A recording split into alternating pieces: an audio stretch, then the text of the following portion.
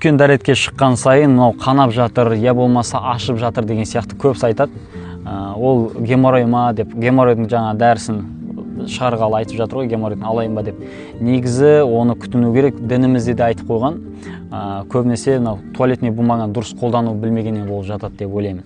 Себебі туалетный бумаганы үлкен дәрет шыққан соң туалетный бумагамен былайынан сүрткен кезде ол үлкен дәреттің шығатын жері былайша айтқанда өте нәзік болады. Сол беткі қабаты ашылып кетіп, сол ашытады көбінесе. Урологтардан да сұрасаңыз айтады. Сол үшін дінімізде айтқандай бірінші жуу керек. Мынау қағаз, туалетный бумага, ол кептіру үшін ғана керек.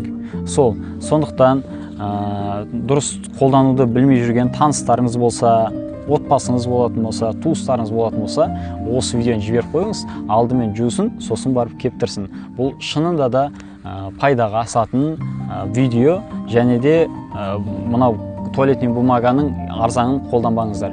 Себебі оны қолданған сайын ол қанауы тоқтамайды, емделмейді. Соны ескеріңіздер.